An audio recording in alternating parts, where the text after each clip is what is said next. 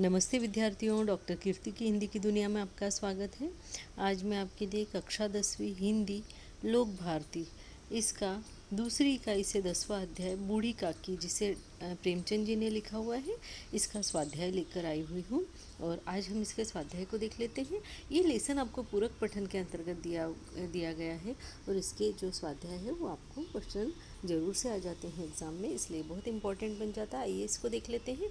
लेकिन ये वीडियो शुरू करने से पहले मैं आप सभी से रिक्वेस्ट करना चाहती हूँ, चाहे वो स्टूडेंट हो, चाहे वो टीचर हो, जो भी मेरे इस वीडियो को देखते हैं, प्लीज़ देखकर ऐसे ही आगे मत बढ़ जाइए और मेरे इस चैनल को लाइक कीजिए, सब्सक्राइब कीजिए। हो सके तो अपने फ्रेंड्स के साथ में, स्टूडेंट्स के साथ में शेयर ज़रूर कीजिए, क्योंकि मिल बांट कर पढ़ने से ज्ञान बढ़ता है, कभी भी कम नहीं होता। इस बात को हमेशा ध्यान में रखिए। सब्सक्राइब करने के बाद में बेल आइकॉन के बटन को दबाना न भूलिए, क्योंकि जब तक आप बेल आइकॉन के बटन को नहीं दबाएंगे तब तक मेरे आने वाले वीडियो की जानकारी आप तक नहीं पहुंच पाएगी। और इसीलिए मेरे नए वीडियो की जानकारी को जल्दी से जल्दी प्राप्त करने के लिए, वो सबसे पहले आप तक पहुंचे, इसके लिए बेल आइकॉन के बटन को ज़रूर से दबाइए। विद्यार्थियों, आपके लिए इतना मेहनत करती हूँ, वीडियोस बनाती हूँ, हैंड रिटन वीडियोस बनाती हूँ, मेरे स्वयं के विचार लिखती हूँ। आपको मेरे जैसे लिखे हुए नोट्स कहीं पर भी आप ढूंढेंगे तो नहीं मिलेंगे। इस तरह के नोट्स आपको बड़ी आसानी से प्राप्त हो जाते हैं यूट्यूब पर। और सिर्फ आपको करना क्या है, सब्सक्राइब करना है, लाइक करना है और बेल आइकॉन के बटन को दबाते हुए अपने फ्रेंड्स के साथ में शेयर भी ज़रूर करना है। तो ये आप ज़रूर से कीजिए, जिससे कि मुझे हौसला मिलता रहे, हिम्मत मिलती रहे और मैं आपके लिए ऐसे ही वीडियो मन लगा कर बनाती रहूं। क्योंकि जब व्यूज़ कम आने लग जाते हैं तब बनाने का जो है इच्छा भी जो है वो कम होने लग जाती है। और वैसे भी दूसरे इतने सारे काम होते हैं, तो उनमें फिर ज़्यादा मन लगने लग जाता है, बजाय इसके कि वीडियो बनाए जाए। तो आपके लिए अगर ऐसे ही नए नए वीडियोस आप और चाहते हैं तो फिर बेल आइकॉन के बटन को ज़रूर से दबाइए और सब्सक्राइब ज़रूर से कीजिए। मेरे इस चैनल को नंबर 1 चैनल पर लेकर आइए। और इसके लिए मुझे आपसे मदद मांगने की ही ज़रूरत है, बिना मांगे ये काम नहीं होने वाला है, इसलिए मैं आपसे ये रिक्वेस्ट कर रही हूँ। आइए हम पहला क्वेश्चन देख लेते हैं कि सूचना के अनुसार कृतियाँ कीजिए। अब इसके अंदर आपको दिया हुआ है स्वभाव के आधार पर पात्र का नाम, और इसमें दिया है क्रोधी कौन थी इस लेसन में बूढ़ी काकी में, तो वो थी रूपा। लालची कौन था, तो बुद्धिराम है ना। दोनों तरफ से आप बुद्धिराम लिख सकते हैं। ये वाला जो बुद्धिराम है ये इस तरीके से लिखा हुआ है, बुद्धि है ना, बुद्धि इस तरीके से, ठीक है। शरारती कौन था, दोनों लड़के जो थे वो शरारती थे। और स्नेहिल कौन थी, ये जो रूपा की जो लड़की है ना, रूपा और बुद्धिराम की जो लड़की थी उसका नाम लाडली था, वो बड़ी स्नेहिल थी, यानी प्रेम भरे नेचर वाली थी। वो बूढ़ी काकी से बड़े अच्छे से पेश आती थी। और उनके जो दोनों लड़के थे वो बड़े शरारती थे।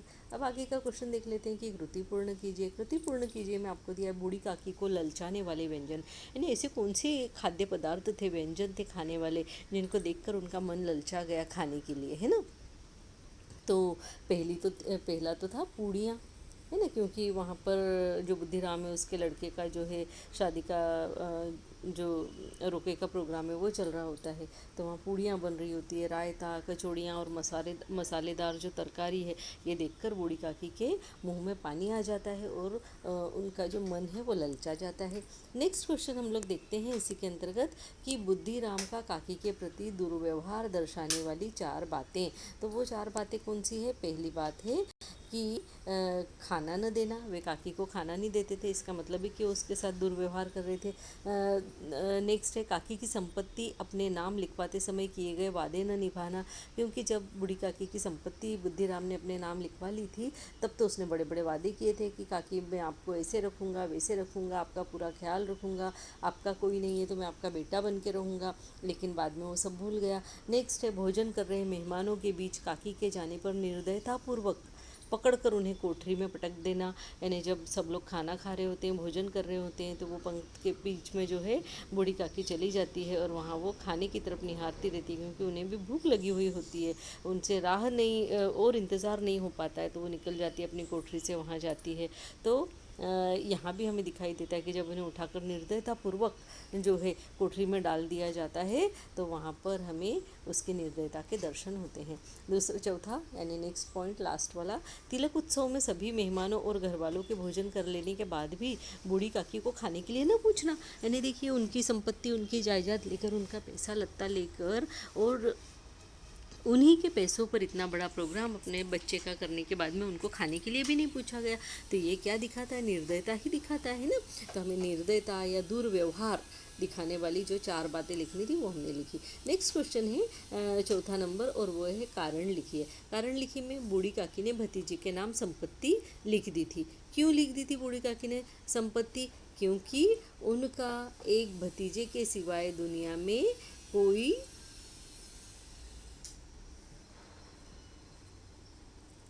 नहीं था, है ना। ये यहाँ पे लिखा हुआ है कि उनका एक भतीजे के सिवाय दुनिया में कोई नहीं था, यहाँ तक लिखा हुआ है। ठीक है, ये इस तरीके से यहाँ किया, कोई नहीं था। नेक्स्ट देखते हैं हम लोग कि लाडली ने पूड़ियाँ छिपा कर रख दी थी। यानी वो जो बुद्धिराम की लड़की थी, लाडली नाम था उसका, उसने पूड़ियाँ जो है वो छुपा कर रख दी थी। क्यों छुपा कर रख दी थी? क्योंकि वह पूड़ियाँ बूढ़ी काकी को देना चाहती थी ताकि बूढ़ी काकी उसे खा सके और उसको कोई देख ना सके, है ना, ताकि वे उसे खा सके। तो छुपा कर इसलिए भी रख दी थी कि वो कोई देख न सके कि उसने छुपा दिए। नेक्स्ट है बुद्धिराम ने काकी को अंधेरी कोठरी में धम से पटक दिया, है ना। तीसरा नंबर का ये देख रहे हैं हम लोग। बुद्धिराम ने काकी को अंधेरी कोठरी में धम से पटक दिया था। क्यों पटक दिया था? क्योंकि अब यहाँ पे हम देखते हैं कि क्योंकि बूढ़ी काकी रेंगती हुई भोजन कर रहे मेहमानों के बीच पहुँच गई थी। इससे बुद्धिराम को गुस्सा आया और उसने काकी को ले जाकर उनकी कोठरी में धम से पटक दिया। ठीक है, नेक्स्ट हम क्वेश्चन देख लेते हैं। अंग्रेजी पढ़े नवयुवक उदासीन थे। क्यों उदासीन थे अंग्रेजी पढ़े हुए नवयुवक? क्योंकि उनको लगता था कि हमसे स्टैंडर्ड कोई है ही नहीं। तो क्योंकि वे गवार मंडली में बोलना एवं शामिल होना अपनी प्रतिष्ठा के विपरीत समझते थे। पढ़ लिख गए थे, 2-4 अंग्रेजी के शब्द सीख गए थे, तो उन्हें गांव के सब लोग जो है गवार लगने लगे थे, है ना। नेक्स्ट क्वेश्चन हम लोग देखते हैं। सूचना के अनुसार कृति कीजिए। तो इसमें शब्द में परिवर्तन करना है सूचना के अनुसार। यहाँ हमको बच्चा एक शब्द दिया है, विलोम बनाना है, बच्चे का बूढ़ा हो जाएगा, बच्चे का लिंग बदलना है, हो जाएगा बच्ची, बच्चे का पर्यायवाची बनाना है, हो जाएगा बालक, बच्चे का बहुवचन बनाना है तो हो जाएगा बच्चे। इस तरीके से आप इसके दिए गए जो सूचना है उसके अनुसार हम परिवर्तन कर सकते हैं। नेक्स्ट क्वेश्चन हम लोग देख लेते हैं और वो है कि अभिव्यक्ति बुजुर्ग आदर सम्मान के पात्र होते हैं, दया के नहीं। इस सुवचन पर अपने विचार लिखिए। तो ये भी आपको भी बताती हूँ। पहले आप भाषा बिंदु ये वाला प्रश्न देख लीजिए कि निम्नलिखित क्रियाओं के प्रथम तथा द्वितीय प्रेरणार्थक रूप लिखिए। अब आपको जैसे मैं जब भी प्रेरणार्थक क्रिया बताती हूँ तो प्रेरणार्थक क्रिया में आपको यही बात ध्यान में रखना है कि जब आप किसी को कोई कार्य करने के लिए बोलते हैं, है ना, वो किसी और से करवा लेता है वो। तो जैसे कि भूलना, भूलना का भुलाना और भुलवाना, पीसना का पिसाना पिसवाना, मांगना का मंगाना मंगवाना। यहाँ पे एक एग्जाम्पल आपको देना चाहूँगी कि जैसे आपने आपकी मम्मी से कहा कि मुझे आज शाम को आलू की सब्ज़ी खाने की इच्छा है, तो मम्मी आज शाम को आलू की सब्ज़ी बनाना। तो मम्मी ने क्या किया? हाँ बोल दिया और घर में जो काम करने के लिए बाई आती है उससे वो सब्ज़ी बनवा ली। उन्होंने उसको बोल दिया कि जो भी उसका नाम हो कि अरे ज़रा आलू की सब्ज़ी बना देना, और उसने वो सब्ज़ी बना दी। अब आपने जो है मम्मी को बोला था, तो मम्मी जो है प्रथम प्रेरणार्थक थी क्योंकि आपने मम्मी से बोला था कि मम्मी सब्ज़ी बनाना, लेकिन मम्मी ने क्या किया? जो खाना बनाने के लिए आती है उनसे बनवा ली वो सब्ज़ी, तो वे हो गई द्वितीय प्रेरणार्थक। ठीक है, तो यहाँ पे इस तरीके से आपको ध्यान रखना है कि जब हम किसी और से किसी को कोई कार्य करने के लिए जब हम कहते हैं और वो अगला व्यक्ति जो है उस कार्य को स्वयं न करते हुए किसी तीसरे व्यक्ति से करवा लेता है, तो वो तीसरा व्यक्ति जो होता है वो द्वितीय प्रेरणार्थक होता है और आप जिससे कहते हैं वो प्रथम प्रेरणार्थक होता है। तो यहाँ पे भूलना का भुलाना भुलवाना, पीसना पिसाना पिसवाना, मांगना मंगाना मंगवाना, तोड़ना तुड़ाना तुड़वाना, बेचना बेचाना बिचवाना बिकवाना, जो भी है, कहना कहाना कहलाना, और उसका द्वितीय प्रेरणार्थक हो जाएगा कहवाना या कहलवाना। उसके बाद में आप देख सकते हैं नहाना तो नहलाना, और उसका द्वितीय प्रेरणार्थक है नहलवाना नहवाना। खेलना, खेलना का हो जाएगा खिलाना, द्वितीय हो जाएगा खिलवाना, खाना का हो जाएगा खिलाना, देखो खेलना का भी खिलाना हो रहा है ना, खेलने के लिए भी हम बच्चे को क्या करते हैं, खिलाते हैं, है ना। खिलाना, खेलना, खिलाना, लेकिन खिलाते हैं। पर यहाँ पे जब खिलाना क्रिया आएगी प्रथम प्रेरणार्थक तो खिलाना ही आएगा। तो यहाँ आपको ये चीज़ का ध्यान रखना है कि खेलना और खाना इन दोनों की प्रथम प्रेरणार्थक क्रिया सेम रहती है, और यहाँ पे द्वितीय प्रेरणार्थक क्रिया भी सेम रहती है, क्योंकि खिलाना, खेल खिलवाना, खाना खिलाना, खाना खिलवाना, कि भाई मेरे बच्चे को खाना खिला दो, है ना। जैसे कोई है जिनसे हम बोल रहे हैं कि चलो हमें टाइम नहीं है तो तुम खाना खिला दो, तो खाना खिलवा रहे हैं किसी से, है ना, अपने बच्चे को, ऐसा। और फैलना, फैलाना, फैलवाना, बैठना, बैठाना, बैठवाना, लिखना, लिखाना, लिखवाना, जुटना, जुटाना, जुटवाना, दौड़ना, दौड़ाना, दौड़वाना, देखना, दिखाना, दिखवाना, जीना, जिलाना और जिलवाना। अब यहाँ पे जीना से जैसे ही जिलवाना होता है वैसे ही मात्रा जो है इधर आ जाती है, ठीक है। इस तरीके से ध्यान रखना है। पठित पाठों से किन्हीं 10 मूल क्रियाओं का चयन करते हुए उनके प्रथम अथवा द्वितीय प्रेरणार्थक रूप निम्नलिखित तालिका में लिखिए। तो हमने जो भी लेसन पढ़े उनमें से हमने देखे, हमको जो जो मिल गए वो देख लिए। चलना हमको मिला तो उसका हमने चलाना चलवाना बना दिया। देना मिला तो दिलाना दिलवाना, मिलना मिला तो मिलाना मिलवाना, पीना मिला तो पिलाना पिलवाना, घुसना मिल गया तो घुसाना घुसवाना, बोलना मिल गया तो बुलाना और बुलवाना। उसके बाद में ढूंढना मिला तो ढूंढाना और ढूंढवाना, रखना मिल गया हमको एक क्रिया रूप तो रखाना और रखवाना कर दिया उसका हमने। प्रथम प्रेरणा तक जो है वो रखाना और द्वितीय है रखवाना। लगना हमें क्रिया मिली तो हमने लगाना और लगवाना उसके प्रथम और द्वितीय रूप बना दिए प्रेरणार्थक। करना जो हमको क्रिया मिली उसका कराना और करवाना, इस तरीके से हमने इन रूपों को लिखा। अब हम यहाँ पे देखते हैं कि मेरा प्रिय वैज्ञानिक विषय पर निबंध लिखिए। इस तरीके से हमको इसमें क्या क्या मिलता है, देखिए। बूढ़ी काकी में हमने अभिव्यक्ति का जो प्रश्न अभी ऊपर देखा था, जो यहाँ पर दिया है कि बुजुर्ग आदर पात्र के सम्मान होते हैं, है ना। आदर और सम्मान के पात्र होते हैं, दया के नहीं। इस सुवचन पर अपने विचार लिखे। तो हम क्या लिख सकते हैं इसके अंदर, देखिए कि हमारे जो बुजुर्ग यानी घर के बड़े बूढ़े होते हैं, हमारे परिवार के बड़े बूढ़े सदस्य जो अनुभवों की खान होते हैं, उनके पास बहुत सारे एक्सपीरियंसेस होते हैं उनके जीवन के, है ना। तो उनके उन अनुभवों से कुछ न सीख पाना यह आज की पीढ़ी का दुर्भाग्य ही है, कि आज की पीढ़ी जो है बूढ़ों से कुछ सीखना नहीं चाहती। उनको जो है ओल्ड फैशन, ओल्ड विचारों वाले कहकर जो है उनकी बातों को जो है हम लोग दुर्लक्ष्य कर देते हैं। तो वो चीज़ नहीं करना चाहिए आज के बच्चों को, है ना। उनसे कुछ नहीं सीख पाना ये हमसे बड़ा दुर्भाग्य और किसी का नहीं है।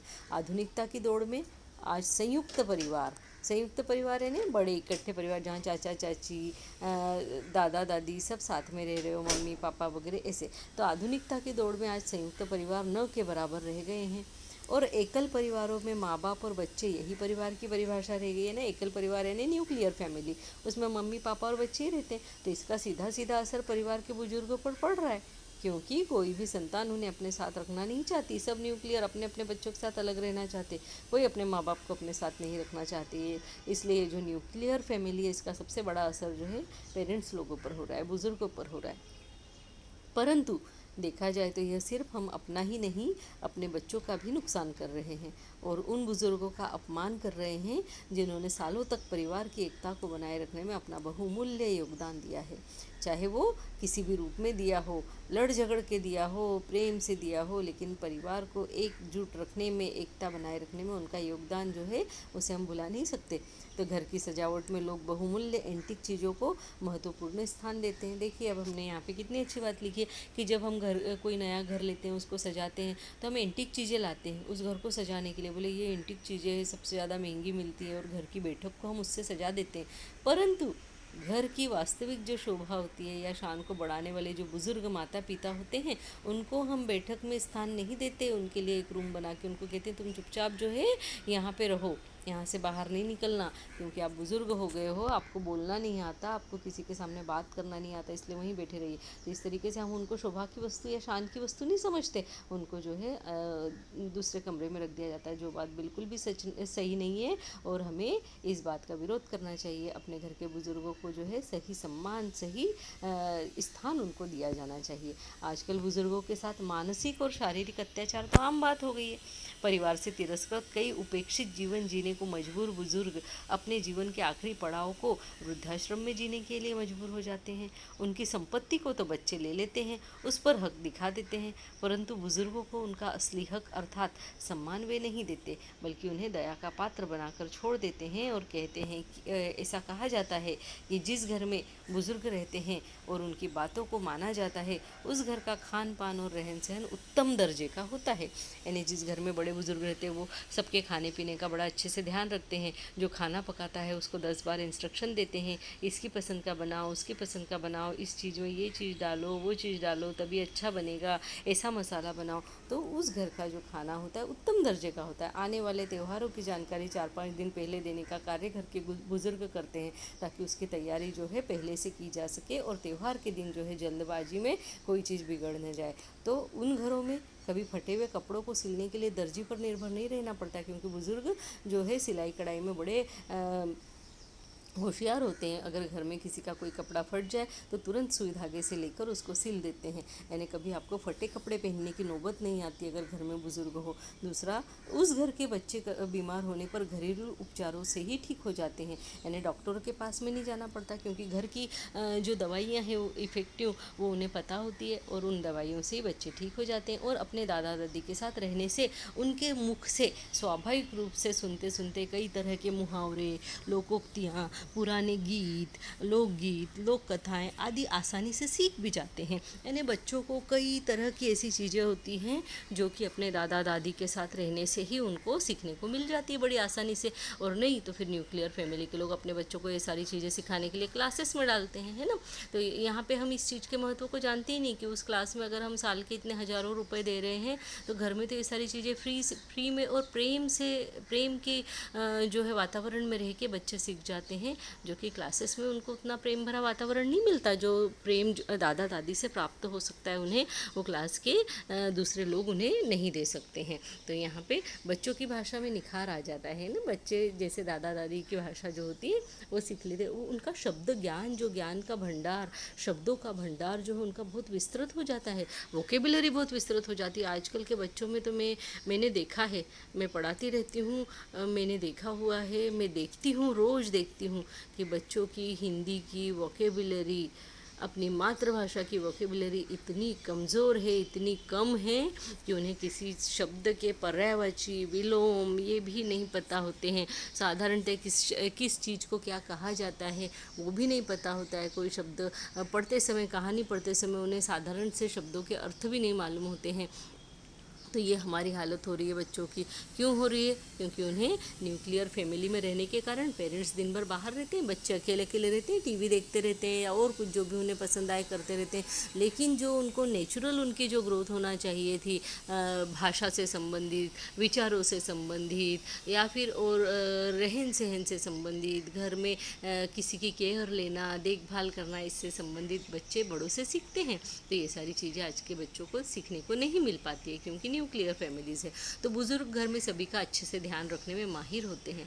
कोई बड़ा बीमार हो जाए, चाहे छोटा बीमार हो जाए, बुज़ुर्ग 10 बार जाएंगे, उनके सिर पर पट्टी रखेंगे, उनका हाल चाल पूछेंगे, उनके लिए क्या बनाना चाहिए खाने का वो बनाएंगे, उनको खिलाएंगे। अगर कोई बीमार भूखा रह जाए तो बुज़ुर्गों को खाना जो है, वैसे भी कोई न खाए तो उनके पेट में खाना नहीं जाता। जब सब खाएंगे तभी बुज़ुर्ग जो है पेट भर के खाना खा पाते, अन्यथा उनको निवाला पेट के गले के नीचे उतरता नहीं है। तो इस तरीके से हम देखते हैं कि बुज़ुर्ग घर के सभी लोगों का ध्यान बड़े अच्छे से रखते हैं। उनके रहते किसी को अकेलापन महसूस नहीं होता, क्योंकि आप बिंदास बिना ताला लगाए घर से बाहर जा सकते हैं, है ना। घर में जो भी रहे उसे अकेलापन महसूस नहीं होता। बच्चों को आप घर में छोड़ जाइए, दादा दादी के साथ वे बड़े खुश रहते हैं। घर में जब तक सब सदस्य ना आ जाए वे सोते नहीं हैं ना। बुज़ुर्गों की एक और आदत होती है कि घर में जब तक सारे सदस्य घर के ना आ जाए उन्हें नींद नहीं आती। सबको खिलाकर अंत में वे खुद खाते हैं, सबकी पसंद और नापसंद का ख्याल रखते हैं। परिवार में त्योहारों की चमक भी तो उन्हीं से होती है, क्योंकि आजकल के माता पिता तो आने वाले त्योहारों और उनके रीति रिवाजों से भी अपरिचित होते हैं। तो घर के जो बुज़ुर्ग होते हैं वे ही त्योहारों की तैयारियों में लगे रहते हैं, याद दिलाते रहते हैं समय समय पर, है ना। अब इतने अनुभवी बुज़ुर्गों को हम आदर और सम्मान न दें तो वास्तव में तो दया के पात्र हम हैं, हमारे बुज़ुर्ग नहीं।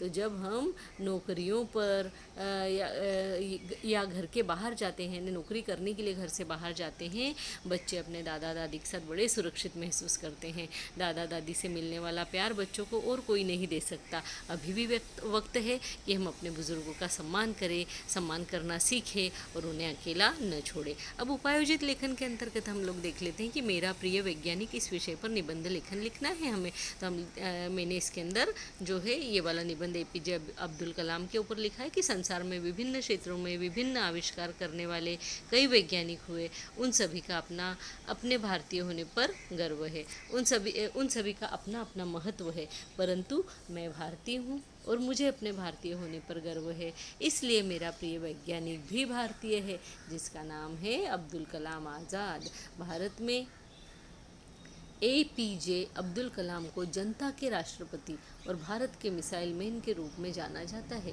इनका जन्म 15 अक्टूबर 1931 को भारत के तमिलनाडु राज्य के रामेश्वरम में हुआ था। इनके पिता एक मध्यम परिवार के व्यक्ति थे। परिवार की आर्थिक हालत ठीक न होने के कारण अब्दुल कलाम जी ने बचपन में अखबार बेचने का काम किया। इनकी प्रारंभिक शिक्षा रामेश्वरम में तथा हाई स्कूल रामनाथपुरम से पूरी हुई। उच्च शिक्षा के लिए वे तिरुचिरापल्ली चले गए, जहां से सेंट जोसेफ कॉलेज से उन्होंने बीएससी की उपाधि ली। उनका सपना पायलट बनने का था, परंतु वह पूरा न हो सका और 1958 ईस्वी में वे DTDNP में तकनीकी केंद्र में वरिष्ठ वैज्ञानिक सहायक पद पर नियुक्त हुए। 1963 से 1982 तक उन्होंने अंतरिक्ष अनुसंधान समिति में काम किया और सन 1981 में उन्हें पद्म भूषण से सम्मानित किया गया।